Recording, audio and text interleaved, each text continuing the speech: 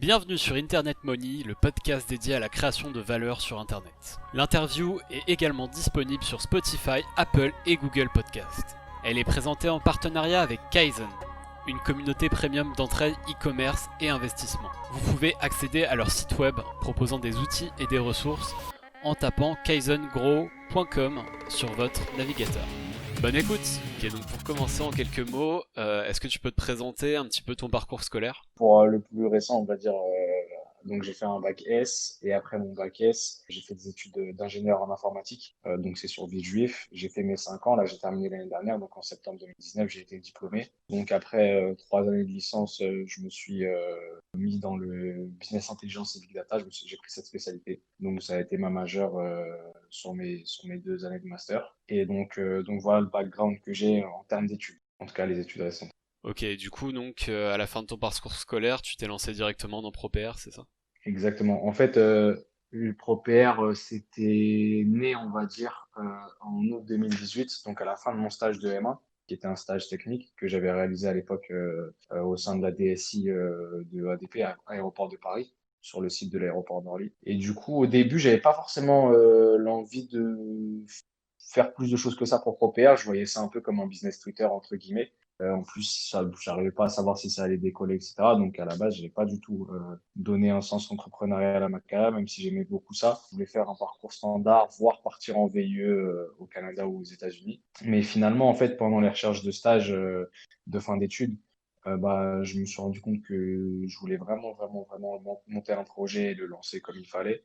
Je me suis dit, vas-y, c'est maintenant ou jamais, parce que je pense qu'une fois que tu es dans le circuit de, de l'emploi et du salariat, en tout cas pour une entreprise qui n'est pas la tienne, je pense que c'est dur de repasser dans l'entrepreneuriat parce qu'après, tu as plein d'excuses pour pas commencer.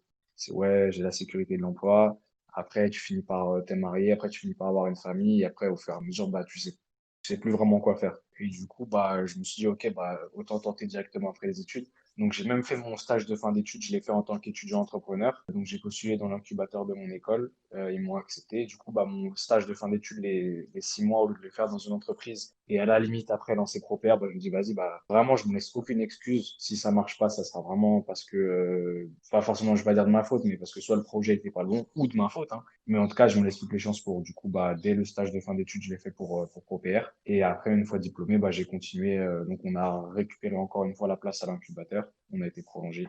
Et là, du coup, on travaille dessus depuis un peu plus d'1 an maintenant, en temps plein en tout cas. Ok, donc tu t'es donné les moyens, quoi. Ouais, en fait, tout ça, je me dis, j'ai pas envie d'avoir des excuses parce que même si en oubliant tout ce qui est famille, salarié, etc., même si tu dis, OK, je conserve mon projet, mais je bosse à côté, tu te diras, vas-y, j'ai pas, si ça a échoué, tu te diras peut-être parce que j'avais pas le temps, peut-être parce que je faisais ça que le soir, etc., tu vois, donc c'est des excuses pour moi. Ça se trouve, c'est juste le projet qui était pas bon, tu vois, mais t'as pas le recul suffisant pour te dire, OK, le projet n'a pas marché car ci ou ça. Tu vas juste te trouver des excuses en disant, ouais, bah, j'avais pas forcément de temps pour, ouais, j'avais des rendez-vous clients, ouais, ci, ouais, ça.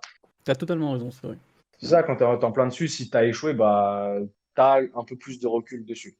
Tu sais pas forcément pourquoi, parce que c'est compliqué d'avoir toutes les réponses, mais en tout cas, et si tu réussis, bah, tu dis voilà, bah, j'ai eu raison de faire ça. Dans tous les cas, t'apprends. Du coup, maintenant, est-ce que tu veux nous présenter un peu plus ProPair Consulting pour ceux qui ne connaissent pas?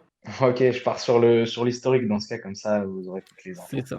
ça. Du coup, ProPR Consulting, c'est né d'une idée que j'ai eue à la fin de mon stage de M1. Donc, j'avais tout terminé, toutes les missions que j'avais à faire, même le rapport, ça avait bien avancé, je m'ennuyais un peu. Alors, je sais plus du tout, à chaque fois j'essaie de le raconter, mais je sais plus du tout qui était concerné par cette histoire. Mais il y avait une personnalité publique dont les anciens tweets avaient été remontés. Et je connaissais déjà tout ce qui était tweet delete, tweet eraser, etc. Donc toutes les solutions qui permettent de supprimer des tweets. Mais je me disais, c'est bizarre que ces gens-là, ils n'utilisent pas du tout en fait tweet delete, tweet eraser, etc. pour effacer leurs anciens tweets. Parce que c'est pas compliqué. Tu dis, ok, ma carrière elle a commencé à peu près à telle période. J'ai envoyé mon premier morceau, j'ai fait mon premier film, j'ai fait ci, j'ai fait ça. J'ai commencé à devenir connu à partir d'à peu près telle période. Ben, je supprime tout avant. Comme ça, j'ai pas de problème en fait. Et au fur et à mesure, bah, en fait, je me suis rendu compte que ces outils-là, ils n'étaient pas adaptés à des besoins de personnes qui voulaient garder la majorité de leur contenu. Et je me dis, OK, il y a peut-être quelque chose à faire à ce sujet-là. Et au début, dans ma tête, je pensais vraiment que personnalité publique. Donc, parce que je me dis, vas-y, jamais un particulier, il va payer pour payer les services. Enfin, il va jamais il va payer pour supprimer ses tweets. Enfin, même moi, je me dis, jamais je vais payer pour supprimer mes tweets. Enfin, je m'en fous, en fait. À la base, je me disais, je m'en fous. Je croyais en au pseudo-anonymat qu'il pouvait y avoir sur Twitter. Et je me disais, enfin, je n'avais pas le recul de me dire quelqu'un va tomber dessus un jour, en fait. Et du coup, je commençais à chercher dessus. Je cherchais aussi un premier associé avec qui lancer parce que j'avais pas envie de lancer ça forcément tout seul. Je me suis dit, il me faudrait un peu de traction de la part d'une autre personne pour me motiver. Et du coup, j'ai rencontré un premier associé, donc Nicolas, à ce moment-là. J'avais déjà travaillé à l'époque sur d'autres projets, quelques années auparavant, sur d'autres projets de médias rap. Et du coup, on s'est mis tous les deux sur le projet. Lui, il avait plus une casquette juridique, donc c'est lui qui se chargeait de rédiger tous les contrats, les accords de confidentialité, les statuts, etc. Et moi, je m'occupais vraiment du déploiement, enfin, du développement de la première version du logiciel et de la communication autour de ce logiciel. Du coup, ça m'a pris à peu près 2 mois pour lancer une première version. Pas forcément très compliqué, hein, c'était très, même en vrai, moins de 2 mois, mais juste après le temps qu'on lance le compte Twitter. Mais en tout cas, ça a pris quelques semaines. Pas vraiment compliqué, c'était juste quelque chose avec une liste de mots-clés à la base et en sortie, tu regardes dans l'archive quels sont les tweets qui appartiennent à cette liste de mots-clés-là. Et après, moi-même, je regardais dans tous les tweets retournés, qu'est-ce qu'il fallait supprimer, qu'est-ce qu'il fallait pas supprimer. Donc, le problème, c'est que c'était très long. Plus de ça, on n'avait aucun retour positif de la part des personnalités publiques. On a eu plein de rendez-vous avec des agences de célébrités, par exemple, d'influenceurs et tout. Je ne vais pas citer les noms par confidentialité, mais en tout cas, voilà, on avait rendez-vous avec pas mal d'agences et pas mal de personnalités publiques. Et à chaque fois, ce qui était ressorti, c'est pas grave. Soit je m'en occupe déjà, soit c'était les gens qui disaient ouais, je m'en occupe déjà. Ça, généralement, c'est les labels de musique qui disent ça. Ouais, on fait ça déjà à la main, on fait ça déjà nous-mêmes, on fait ça déjà en interne. Soit c'était des gens qui disaient ok, le mauvais buzz, ça reste du buzz. Ou on verra si ça arrive. Du coup, je me dis ok, ce public-là, c'est clairement pas celui qu'il faut viser à la base parce que même si tu peux faire des bons devis, des gros devis, ils ont pas l'air d'avoir compris que ça peut leur poser des problèmes. Même quand tu leur montres les tweets problématiques, hein, pour eux, c'est pas grave, t'inquiète. Ils n'ont pas le recul nécessaire, vu qu'il n'y a pas forcément beaucoup de précédents, c'est peut-être ça aussi. Il y en a quand même pas mal des précédents, c'est ça le pire. Mais le problème, c'est que, je sais pas, ils ont une manière de penser qui est différente. Généralement, on va pas se cacher, c'est un peu des pinces. Et en plus de ça, ils pensent avoir une certaine immunité qui se disent que, OK, ça va pas m'arriver, personne va penser à chercher mes tweets. Et si ça arrive, je tenterai de m'expliquer d'une manière ou d'une autre, ou ça restera du bon buzz. Il y en a certains qui pensent aussi comme ça Ouais, ok, je alors vois. que c'est faux. On peut prendre l'exemple de Shira Karinsky, donc influenceuse, la personnalité publique qui faisait des vidéos YouTube, etc. D'anciens tweets à elle avaient été remontés. Ça l'a suivi pendant des années. Et à chaque fois à chaque fois qu'on les ressort, elle perd quelque chose. Soit elle est obligée de faire une vidéo pour s'excuser pendant 30 minutes et personne ne croit à ses excuses. Soit Undies, ils mettent fin au partenariat parce que des gens leur envoient les tweets en mentionnant Undies. Donc Undies finit par avoir OK, Shira Karinsky, en 2011, elle a dit tel truc, tel truc, tel truc. Même si c'est pas forcément sa pensée actuelle, peut-être qu'en 2011, ça se trouve, elle a 15 ans, je sais pas, je connais pas vraiment sa vie, peut-être qu'en 2011, elle avait 15 ans, peut-être qu'elle avait 14 ans, voilà. Et en plus de ça, 2011, on sait que Twitter, c'était complètement différent, mais en tout cas, voilà. Et résultat, un contrat, fin de contrat avec une 10, qu'est-ce qu'elle a perdu? Peut-être qu'elle a perdu 10 000 euros, peut-être qu'elle a perdu 50 000, peut-être qu'elle en a perdu 100 000, on sait pas, c'est une collection qu'elle sortir avec eux, il me semble. Donc, ils ont toujours pas le réflexe, malheureusement. Et derrière, ça engendre des vraies répercussions business. Et ils s'en rendent pas compte. Donc, je me suis dit, OK, eux, ils veulent pas. Quelqu'un voudra au bout d'un moment, parce que ça reste quand même quelque chose d'intéressant. Oui, ça reste quelque chose d'intéressant. Il faut que je trouve juste le bon public. Et finalement, en fait, je suis tombé par hasard sur des articles d'e-réputation dans l'emploi, du fait que les recruteurs, en fait, analysent les réseaux sociaux des candidats quand les candidats font des recherches de stage, d'alternance ou d'emploi. Et que le pire de tout ça, c'est que c'était pas si compliqué que ça de trouver les réseaux sociaux finalement des gens. Même quand tu as l'impression d'être anonyme, etc., il y a toujours moyen d'essayer de trouver qui t'es et de trouver tes réseaux sociaux. Et du coup, je me dis, OK, je vais faire full communication dessus. Et c'est ce que j'ai commencé à faire. Le problème, c'est que comme je vous ai dit tout à l'heure, j'avais un logiciel qui marchait à peu près bien, mais c'était trop long parce qu'il fallait que je regarde tout à la main dans ce qui était trié. Des fois, ça me prenait des heures, etc. Parce que des fois, tu avais 10, 15, 20 000 tweets retournés et va lire 10, 15, 20 000 tweets en ayant la patate du début à la fin. Et par conséquent, vu que je faisais tout à la main, enfin, la partie analyse, derrière les prix, c'était directement ça. Tu avais des devis des fois à 120, 130, 140 euros. Donc, aucun particulier va accepter ça. Donc, la deuxième étape, et c'est ce que je conseille à tous les entrepreneurs et tous ceux qui lancent des projets, c'est de pivoter quand tu vois que tu as des problèmes. OK, premier problème, le public, c'est pas le bon. Tu trouves ce que tu penses être le bon public. Deuxième problème, ton prix, il est pas bon. OK, pourquoi le prix, il est pas bon? Là, je me suis rendu compte que la technologie, elle était mal faite. Donc, j'ai fait une deuxième version que j'ai lancée en juin 2019, donc l'année dernière, pendant mon stage. Et là, c'était beaucoup plus rapide. Et du coup, on a pu diviser énormément, des fois par 3, 4, 5 les prix avec un prix maximal pour un particulier de 50 euros. Donc, on était à peu près à en général, on est à 20-25 euros en moyenne. Et là, bah, ça a directement beaucoup plus pris et c'était plus intéressant derrière. Et du coup, bah, là, c'était jusqu'à juin 2019. On a lancé l'entreprise officiellement en février de cette année, février 2020, parce que jusqu'alors, c'était juste un test. Et j'ai un troisième associé qui m'a rejoint, c'était un ancien de ma promo, donc Nassim, qui lui a repris toute la partie tech. Moi, du coup, maintenant, je m'occupe vraiment que de la partie stratégie de l'entreprise et la partie commerciale. Et la dernière étape, en tout cas actuelle pour l'entreprise qu'on a lancée, c'était pendant le confinement, parce qu'on avait quand même un problème de nombre de clients par mois qui était pas vraiment conséquent et pas assez bien pour vraiment avoir un début d'entreprise optimal. Et en fait, ce qu'on a lancé, c'était les audits gratuits. Donc, en fait, on a développé un outil qui permet de récupérer l'ensemble des clics d'un compte sans l'archive, parce que généralement, on passe par l'archive pour faire le nettoyage, pour avoir un premier aperçu de ce qu'il y a sur le compte. Et en fait, vu que c'est assez rapide, bah, les gens en plus, ils ont profité du confinement pour se dire, OK, j'ai rien à faire, bah, je vais voir ce qu'il y a sur mon compte Twitter. Et du coup, bah, ils ont tous essayé l'audit et ça leur permettait de voir avant toutes les démarches pour faire la suppression, derrière, d'avoir un aperçu des trucs potentiellement problématiques qu'ils pouvaient avoir. Et souvent, en fait, ils étaient surpris. Et après, bah, de transformer ces clients-là. Donc ça, c'était une autre stratégie de commercial, c'était de se dire, OK, actuellement, les clients, le problème, c'est que vu que le processus il est assez lourd, en tout cas actuellement, bah ils vont pas forcément tous penser à nettoyer leurs réseaux sociaux, ils vont peut-être des fois avoir la flemme, bah faut qu'on leur fournisse quelque chose de simple, rapide, où ils ont un résultat en max 24 heures, et derrière bah ils se disent ok bah j'ai ça sur mon compte, ok je veux faire supprimer. Donc derrière, augmenter ton taux de conversion, un peu comme je pense dans l'e-commerce. Donc voilà pour les trois grosses étapes, même s'il y en a d'autres qui vont arriver dans le futur. Mais voilà, donc ProPR, pour faire un résumé, c'est le premier outil actuel qui permet de nettoyer intelligemment les réseaux sociaux. Quand je dis les réseaux sociaux, c'est parce que Facebook va arriver bientôt. Derrière, l'intérêt de nettoyer ces réseaux sociaux, c'est que n'importe qui, enfin, ça bénéficie à n'importe qui. Ça bénéficie à l'étudiant qui va chercher un stage ou une alternance, parce que déjà, ou un premier emploi, parce que déjà, ça peut être très compliqué, surtout en ce moment avec le Covid. Ça lui donne plus derrière une meilleure réputation, donc plus de chances de trouver ça.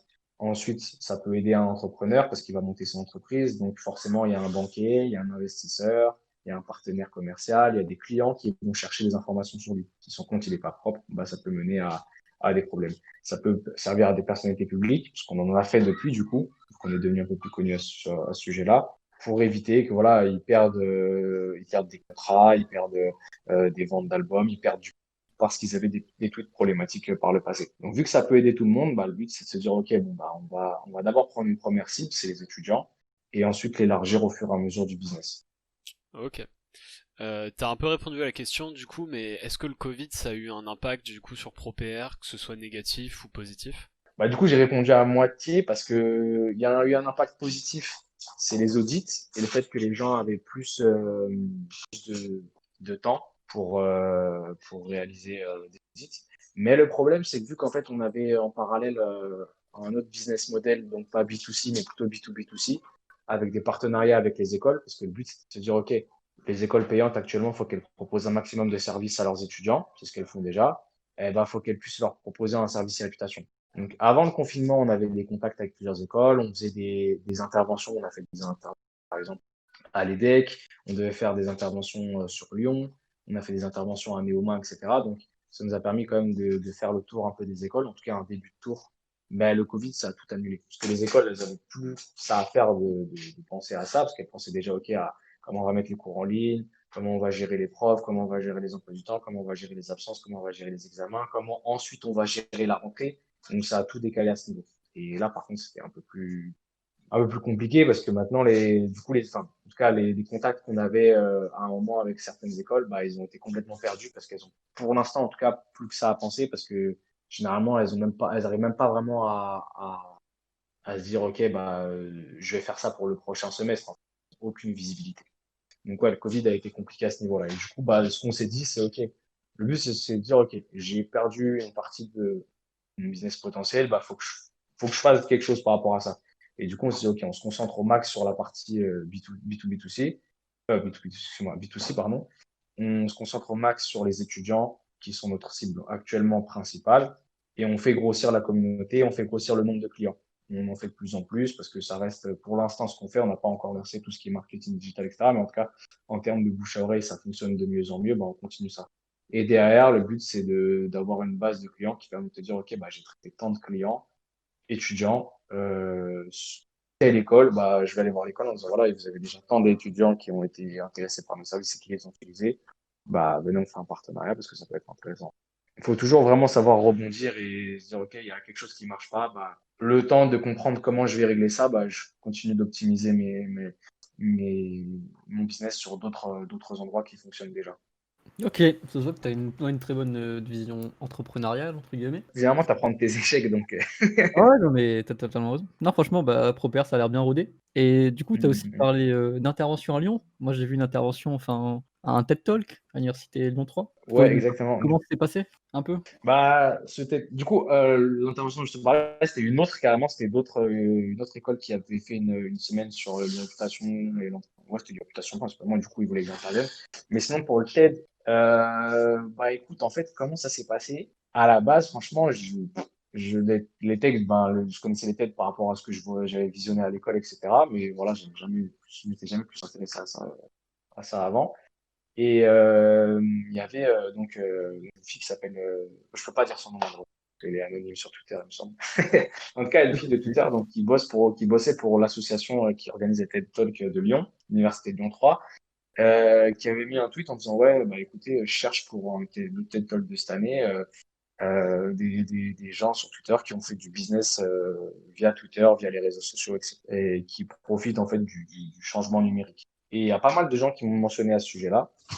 Et du coup, bah, je m'y suis intéressé. Je me suis dit, vas-y, pourquoi pas. Et on s'est DM finalement. On a fait un échange en message privé. Donc, elle m'a expliqué un peu le processus, qui était vraiment long. C'était d'abord envoyer un dossier de candidature en expliquant un peu voilà, textuellement ce que je faisais et pourquoi je pense que ça serait intéressant dans la thématique. Thématique, c'était l'ère du temps. Donc, j'ai fait un premier mail en expliquant, voilà, bah, je travaille pour OPR. Donc, enfin, j'en ai pas mal appris sur les réputations. Je pense que j'ai des choses intéressantes à dire à ce sujet-là. Donc, voilà, elle a appuyé ma candidature auprès du jury. Après, il a fallu que j'envoie une première vidéo. Donc, je l'avais tournée à l'époque chez mon associé Nassim. C'est lui qui m'avait pris en vidéo et c'était une première version assez bof. J'avais pas préparé de ouf en plus de ça. Et du coup, elle m'a dit, OK, bah, faut que tu t'améliores sur ci, ça. Le sujet, il est intéressant, mais il faut vraiment que tu t'améliores. Même si j'avais déjà, parce que par mes études, j'ai fait pas mal d'interventions orales. Il y avait pas mal de choses à améliorer, en fait. Et que ce soit dans le texte comme dans la manière dont je m'exprime, etc. En plus, c'est assez dur quand il y a quelqu'un que tu connais qui te filme et tu dois parler bêtement devant un iPhone, bah, des fois, c'est un peu dur.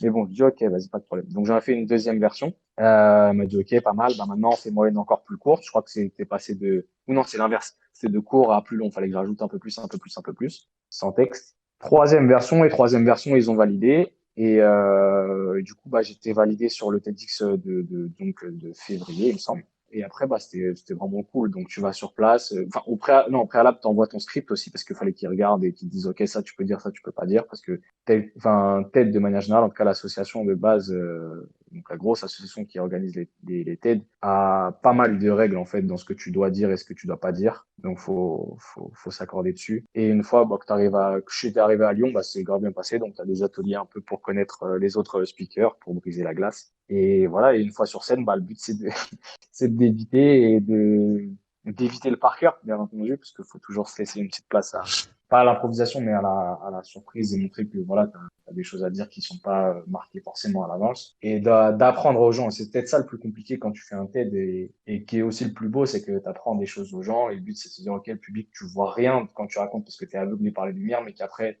une fois que tu discutes avec le public, bah, ils disent, OK, j'ai appris ci, j'ai appris ça, etc. Donc, franchement, c'était une expérience incroyable et ça me manque carrément, mais j'aimerais trop y retourner et refaire parce que c'est vraiment pas mal et c'est ce que je conseille à pas mal de gens, c'est essayer d'avoir du contenu qui vont crédibiliser ce que tu fais. J'ai enchaîné en très peu de temps le TED et après une intervention pour Brut et ça a été quand même ça a été pas mal en fait en termes de chance. C'est que derrière, bah, tu te dis, OK, bah, quand tu mets sur ta landing page ou quand tu mets sur ton LinkedIn, les gens se disent, OK, bon, il dit pas n'importe quoi, c'est pas un rigolo, il a déjà fait un TED, il a déjà fait un TED, il a déjà fait un Brut et bah, on peut lui faire confiance à ce sujet-là. Sinon, t'arrives, tu dis, je parle de réputation, il y a plein de gens qui parlent de réputation, tu vois. Peut-être même mieux que moi. Non, ouais, c'était pas mal le TED Talk et le brut, hein, j'avoue, c'était pas mal. Et à ce Ah, niveau-là, du merci. coup, t'as eu une partie du coup crédibilité, mais est-ce que t'as eu aussi une partie conversion ou c'est vraiment sur du long terme ça? C'est du long terme. Franchement, en termes de conversion, pas plus que ça. Peut-être le premier jour de brut, Les 2 premiers jours, pas mal. Mais sinon, c'est sur le long terme. C'est vraiment envoyer ça quand tu veux faire d'autres conférences. Là, je vais normalement, enfin, j'ai vu ça aujourd'hui. Normalement, je vais faire une autre conférence à l'université d'Evry au mois de novembre, Ok. enfin à la fac d'Evry. Et bah, j'ai un article sur Welcome to the Jungle qui va sortir là dans quelques jours. Donc ça a aidé. Ouais. Ça a aidé. Mais c'est principalement pour ça, c'est de la crédibilité. Et après, en termes de conversion, bah, en tout cas, dans le domaine actuel, pas forcément. Après, peut-être, parce que vu qu'on a des ambitions de proposer ça, l'outil à des entreprises, etc., peut-être que ça aidera, tu vois. Peut-être quand l'entreprise dira, OK, bah, cette personne elle a fait ci, ça. Peut-être que si je veux faire de la formation, ça pourrait aider, tu vois. Mais sinon, c'est plus en termes de crédibilité. Même quand en octobre, j'avais fait le stream, par exemple. C'est pareil, ça n'a pas forcément ramené beaucoup plus de gens que ça directement après le stream, alors que pourtant, le public qui regarde le stream, ça reste dans la tranche d'âge concernée par ProPR, en tout cas concernée actuellement. Mais ça n'avait pas forcément plus transformé que ça. C'était vraiment dire, OK, bah, j'ai fait des interventions dans plusieurs formats, sur plusieurs médias. Et derrière, bah, tu te dis, OK, si je veux envoyer ça dans des dossiers de presse et tout, bah, je pourrais en parler, quoi. Ok. Ouais, donc pour plus accéder à ce genre de médias, ça te permet vraiment Ouais, voilà, tu te dis, d'avoir. voilà, c'est des clés en plus. Après, Ok. ça reste une expérience aussi, surtout.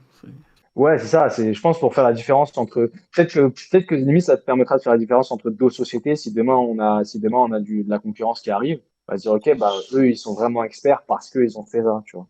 Ça pourrait être Après, quand intéressant. je parlais d'expérience, je parlais surtout d'expérience personnelle, mais c'est vrai Ah qu'expérience oui, ouais, professionnelle, ouais, laisse tomber. Ouais, ouais, expérience personnelle, bah, de c'est fou. sûr Je que c'est me, quelque je me suis chose. remis en question sur ma manière de parler, je pense. Ouais.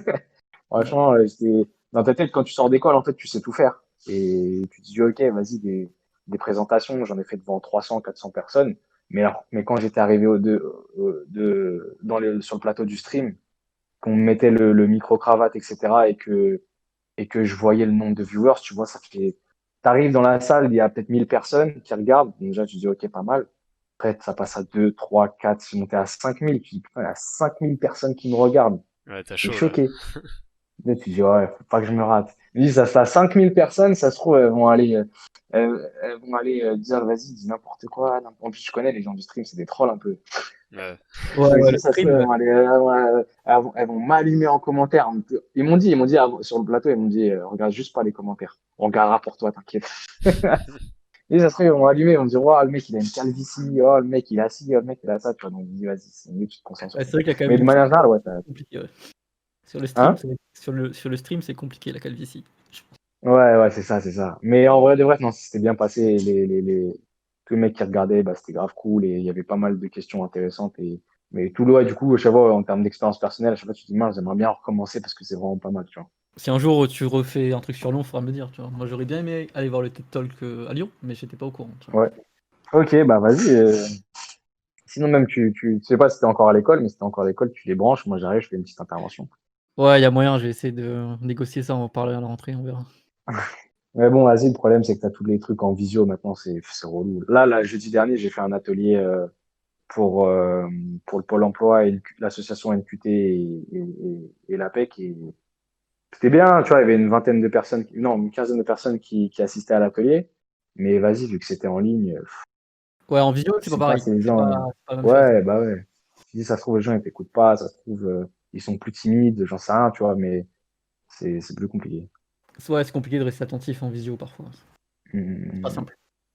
exact. Ok, ok. Du coup, c'est quoi ta vision de ProPR dans 5 ans? Ah, c'est de devenir le premier outil, si possible, mondial d'optimisation d'e-réputation. Parce qu'en gros, nous, notre but, c'est de passer sur un système qui sera limite, si possible, full abonnement et de suivre un individu de sa L2 ou de sa L3, donc quand il va commencer à chercher des stages et alternances intéressants, jusqu'à 4, 5, 6, 7 ans après sa carrière, tu vois. Parce que derrière, le but, c'est de se dire, OK, il est rentré dans son entreprise. Ensuite, il va évoluer dans son entreprise. Ça sera à l'image de son entreprise. Parce que derrière, quand tu regardes, par exemple, le slip français, ils ont eu des répercussions business immenses à cause de la soirée organisée par leurs employés, là où il y avait eu n'importe quoi qui a été fait et tout. Et parce que tout le monde s'est dit, OK, bah, le slip français, c'est une entreprise de racistes, etc., etc., tu vois. Donc, il y a des répercussions qui sont, et en plus, ça, ils font référence maintenant dans ce genre d'histoire. L'approche, je l'utilise. Et derrière, bah, se dire, OK, bah, l'entreprise, l'irréputation d'un employé, ça devient la réputation, même pas l'irréputation, ça devient la réputation de l'entreprise, tu vois. Et le but, c'est de se dire, OK, bon, bah, nous, on va gérer sur plusieurs années après les études, euh, la réputation d'un employé. Donc voilà, c'est ça le but, c'est de partir à l'international, bien entendu, c'est de déployer le modèle en anglais. Parce qu'actuellement, on n'utilise plus du tout de mots-clés comme au début, on a fait tout un système d'intelligence artificielle avec du machine learning. Et le but, c'est de faire d'autres modèles en anglais, tu vois, pour attaquer d'autres marchés et après être un peu partout. Comme ça, quand tu dis, OK, je pense carrière, bah, je vais penser ProPR pour gérer mon réputation. Ok. Et tu veux plutôt rester sur du B2C ou partir sur un peu plus de B2B? Non, B2B à fond, B2C aussi une partie. En gros, B2C, le but, c'est de se dire, OK, ça va être en abonnement pour les gens quand ils sont à l'école. Et après, pour la partie B2B, c'est, OK, soit faire des partenariats avec les écoles, comme ce qui était prévu de base, et aussi faire des partenariats, par exemple, avec des entreprises. C'est de se dire, OK, t'es une entreprise, je sais pas moi, comme Orange, sur tes 100 000 employés, bah, tu te dis, OK, il y en a peut-être 2000 qui représentent la tête de mon entreprise, parce que c'est des mecs qui sont dans le marketing digital, c'est des mecs qui vont évoluer pour prendre des postes de direction, etc., etc. Et du coup, bah, pour ces 2000-là, bah, je leur prends un abonnement à 20, 30 euros l'année, où au fur et à mesure de la carrière, à chaque fois, bah, ils auront un suivi de leur réputation et des alertes en disant, voilà, sur les 6 derniers mois, bah, faut que tu supprimes ci, faut que tu supprimes ça, etc., etc., tu vois. Ok. Et ça, t'as déjà essayé de contacter des entreprises ou c'est dans un second temps? Ça, c'est dans un second temps. Là, on attend d'avoir un produit un peu plus fini parce que là, pour l'instant, il y a tout qui se fait en DM Twitter, mais là, on est en train de bosser sur la plateforme. Sur la plateforme, les gens pourront nettoyer leur compte Twitter, pourront nettoyer leur compte Facebook. La deuxième étape, ça sera aussi de proposer des simplifications et automatisations des demandes de droit à l'oubli. C'est un peu relou des fois de faire ces demandes-là, en fait. Trouver qui est le bon contact sur le site. Parce qu'encore, des référencements, c'est pas compliqué, mais droit à l'oubli, des fois, c'est un peu plus chiant. Donc, si tu veux contacter la bonne personne sur le site, si le site il n'existe plus, etc. Si tu veux faire supprimer un ancien compte Twitter où tu n'as plus les accès, bah, c'est une galère monstrueuse. Twitter, ils te répondront souvent même pas. Et derrière, bah, derrière, bah, les gens sont pas forcément au courant des délais légaux et de toutes les procédures pour faire la demande de droit à l'oubli. Et du coup, bah, le but, c'est on automatise ça. Si tu dis, OK, je veux faire ci, je veux faire ça, je veux faire supprimer ci, je veux faire supprimer ça. Et nous, derrière, bah, il y a tout qui est automatisé pour envoyer les bonnes demandes, les bons documents auprès des entreprises et de faire un suivi à ce niveau-là, tu vois. Donc, ça sera vraiment un couteau suisse à terme. Et, et voilà. Et vu qu'il n'y a pas d'outil actuellement qui fait ça, bah, le but, c'est de faire ça le plus vite possible pour après Ouais, vraiment choper le s'imposer marché. dessus, tu vois. Ouais. Ouais, c'est mettre la... Parce que là, actuellement, il y a une petite barrière à l'entrée qui était, OK, comment tu surpasses tweet delete, etc. On l'a pas complètement passé parce que les gens, ils ont toujours pas le réflexe de se dire, OK, je vais utiliser ProPR parce que c'est quelque chose de français, c'est quelque chose qui garantit la protection de mes données, etc. Parce que les autres, on sait pas vraiment, c'est assez opaque. Les autres, tu donnes ton archive, là, dans l'archive, tu as pas mal de trucs qui sont assez confidentiels derrière. Donc le premier plafond à atteindre, c'est tu casses un peu la barrière qu'il y a avec les habitudes des gens pour instaurer ta propre barrière, de se dire ok, bah ProPR c'est le seul outil couteau suisse qui me permettra vraiment de gérer toute mon réputation et pas juste supprimer des tweets quoi, tu vois. Ok. Donc voilà. Mais après t'as plein d'applications qui peuvent être mises en place. Nous on a pensé aussi à des partenariats par exemple avec des assurances qui commencent à s'intéresser à les réputations, donc se dire ok bah derrière bah on vend le produit en marque blanche. Ça peut être des agences e-réputation, même qui, eux, en ont marre de faire ça à la main. Et tu dis, OK, bah, moi, je te fournis un outil clé en main qui permettra de nettoyer les comptes de tes clients, moyennant 30, 40, 50, 100 balles par tête par mois. Je sais pas, moi, après, c'est des trucs à réfléchir. Mais tu as pas mal de moyens de décliner le business model. Et pas de rester juste avec, voilà, bah, je veux faire les étudiants sur Twitter et rien d'autre. Non, c'est vrai que le marché est très intéressant surtout, mais c'est un bon marché. C'est vrai que bah, Internet n'oublie jamais, donc c'est vrai que les C'est réputations c'est très exactement ça. important. Et du coup, je Mm, pense qu'on a fait le tour. Et du coup, pour finir sur une petite touche un peu plus amusante, plus drôle, on va dire, un peu plus calme. Est-ce que tu aurais une citation que tu aimes, un truc comme ça, un proverbe? Une citation que j'aime, un proverbe. La meilleure citation et le meilleur proverbe, c'est que de la suppression. C'est que de la suppression, c'est quoi? C'est au début de ProPR.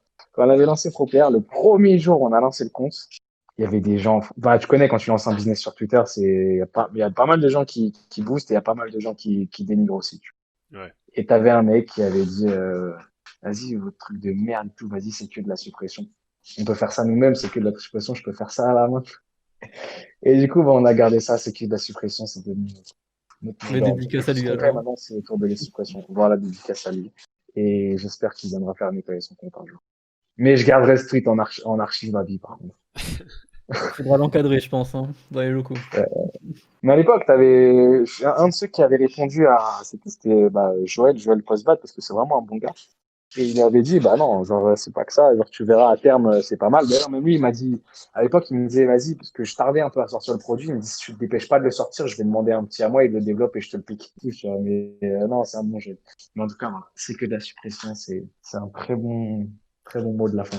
Bah ouais. Ouais, Joël, ça a l'air d'être Super phrase. c'est un bon gars. C'est vrai que c'est intéressant aussi de l'avoir un jour. Ouais, il était un peu Ouais, poussé au si vous arrivez à début. l'avoir, C'est cool. ouais, Ouais, ouais, il y c'est a plein de gens qui ont poussé Propère. Franchement, jamais de la vie, je m'attribuerais le succès en disant, ouais, je suis trop chaud comme community manager et tout. Je pense que j'ai eu des bonnes idées, Bah en grande partie comme quand lui et même. Lady. Ouais, c'est sûr. Non, franchement, je pense que j'ai eu des bonnes idées, mais de manière générale, c'est ceux qui soutiennent Propère, c'est des gens qui vont nous retweeter tous les jours, tout ce qu'on fait, etc. Qui vont souvent citer, qui vont souvent, bah, tu sais, à chaque fois qu'il y a des gens qui, même sans forcément des gens qui ont des sauces et derrière tu mentionnes Propère, c'est même pas ça, c'est, tu vois un tweet, marrant à supprimer, tu vois, bah, pour rire, tu dis, vas-y, passe par Propère, tu vois, dans ce genre de gens-là, bah, c'est des gens qui soutiennent tout le temps Ouais, on le et voit c'est plus souvent les important petits que le travail que nous on fait, arrobas quoi. consulting sous les tweets. Ouais, c'est ça, c'est ça. Mais en fait, c'était un peu la stratégie aussi, tu vois, si je dois avoir, il y a un truc qui est souvent oublié, c'est que derrière, en stratégie de communication, t'es pas obligé de tout faire tout seul. Et quand tu arrives à avoir une communauté, bah, le but, c'est de créer des codes et des habitudes dans ta communauté, tu vois. Donc, t'envoies des gifs, là, actuellement, on a 4 gifs animés, t'envoies des, je sais pas moi, des hashtags, des trucs qui deviennent un peu classiques et qui vont mentionner derrière, bah, ta vie, Ouais, qui faut vont te savoir utiliser sa mentionner. communauté. C'est vrai que Et c'est ça, c'est ça. Ouais, c'est devenu une Exactement. sorte de gimmick quand même, le arrobas Propère Consulting. C'est exactement ce but-là, c'est de se dire, ouais, ouais, même derrière des fois, c'est des trucs qui n'ont même pas forcément besoin de supprimer, tu vois.